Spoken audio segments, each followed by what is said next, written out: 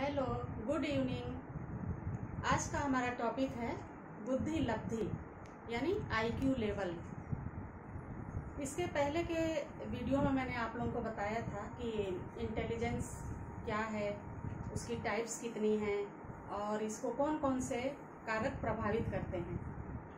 तो आज मैं आप लोगों को ये बताऊंगी कि बुद्धि जो हमारा इंटेलिजेंस है वो जैसे शारीरिक क्षमता में हर कोई समान नहीं होता, वैसे ही मानसिक योग्यता भी सबकी समान नहीं होती है। ऊपर वाले ने सबको अलग अलग योग्यताएं दी हैं। इसको कैसे मापा जाता है और बुद्धि लब्धि क्या है वो आज मैं आप लोगों को बताऊंगी। बुद्धि लब्धि जो है वो बुद्धि को मापने का एक तरीका है। साइकोलॉजिस्ट मनोवैज्ञानिकों ने बुद्धि परीक्षण कैसे किया जाए इस पे बहुत एक्सपेरिमेंट किया। अल्फ्रेड बिने पहले मनोवैज्ञानिक थे जिन्होंने बुद्धि का परीक्षण किया था, इसलिए इनको बुद्धि परीक्षण का जन्मदाता भी कहते हैं। उसके बाद स्टर्न ने बुद्धि का प्रयोगशाला में बताया कि मतलब बुद्धि नापी जा सकती है, तो लोगों ने इसका विरोध किया कि नहीं, प्रयोगशाला से अच्छा इसको हम बच्चों को क्वेश्चन पेपर देके यानी उससे जो अच्छा मतलब बुद्धि का मापन किया जा सकता है। उसके बाद स्टर्न के बाद टर्मन ने उसमें सुधार करके एक सूत्र दिया। उस सूत्र से बुद्धि परीक्षण किया जाने लगा। उन्होंने बताया कि उस सूत्र का प्रयोग करके और एक लेवल बताया कि इस लेवल तक मतलब इस तरह की बुद्धि है और इस लेवल तक इस तरह की बुद्धि है। वो लेवल मैं आप लोगों को यहाँ पर बता रही हूँ। बुद्धि लब्धि आईक्यू लेवल का जो उन्होंने लेवल दिया, 140 से ऊपर को प्रतिभाशाली और 120 से 140 को प्रखर उत्कृष्ट, 110 से 120 श्रेष्ठ और 90 से 110 सामान्य औसत और 90 से कम मंदबुद्धि। 90 से कम में उन्होंने कई क्राइटेरिया रखा, जैसे कि मूर्ख है और जड़ बुद्धि है, मूढ़ बुद्धि है। तो उसके नीचे उन्होंने 2-4 क्राइटेरिया बनाया था।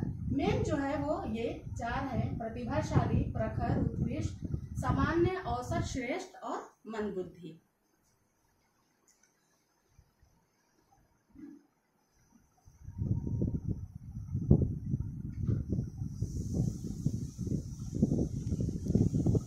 स्टर्न ने जो एक बहुत बड़े साइकोलॉजिस्ट थे, सबसे बाद में उन्हें ही बुद्धि परीक्षण का मेन मनोवैज्ञानिक माना गया। उन्होंने जो सूत्र दिया वो ये है: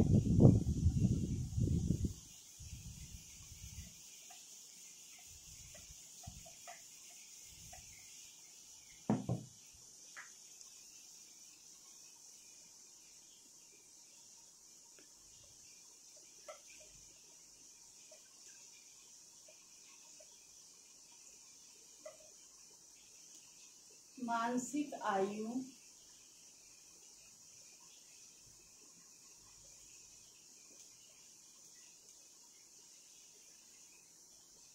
शारीरिक आयु,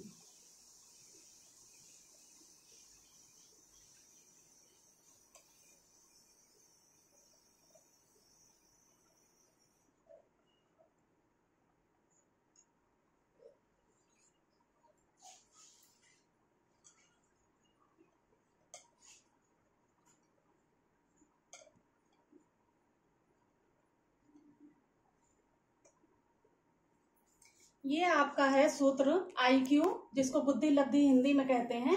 मानसिक आयु और शारीरिक आयु इंटू 100। मानसिक आयु का मतलब मेंटल एज, शारीरिक आयु का मतलब फिजिकल एज और ये इंटू 100।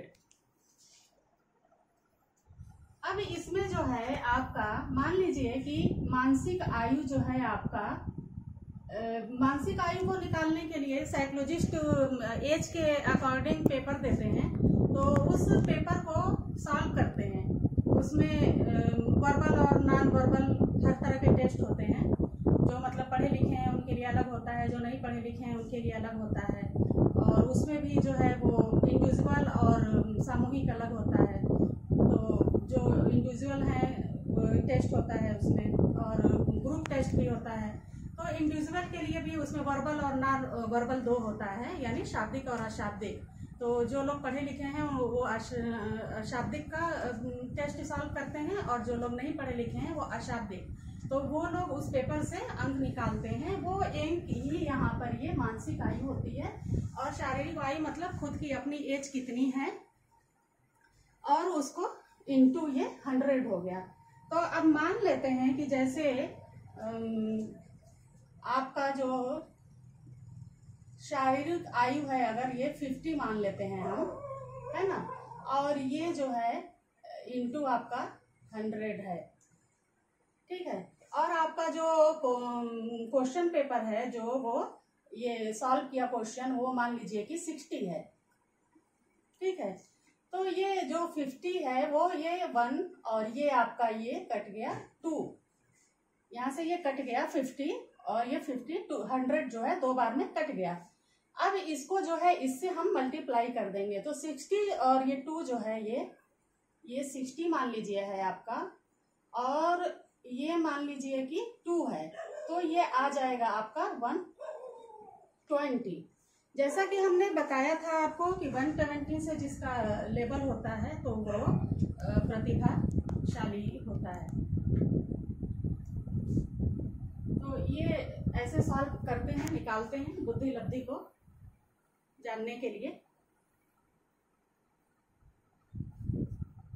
ये जो है बहुत ही इम्पोर्टेंट टॉपिक है बुद्धि लब्धि एजुकेशन साइकोलॉजी का, क्योंकि इसमें बहुत सारे क्वेश्चन पूछे जाते हैं। जैसे आपका सूत्र भी पूछा जा सकता है कि इसका सूत्र क्या है, या फिर मान लीजिए कि उन्होंने एक ऐसे क्वेश्चन पूछ लिया कि इतना शारीरिक आयु है और इतना मानसिक आयु है, तो बच्चे का जो है वो बुद्धि लब्धि क्या होगा। इस तरह के भी क्वेश्चन आते हैं।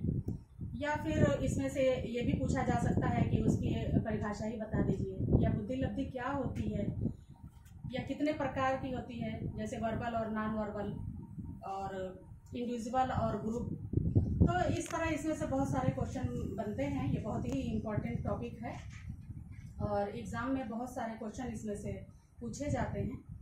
तो आज का हमारा टॉपिक यही था, और नेक्स्ट टॉपिक पर हम फिर आपसे मिलेंगे।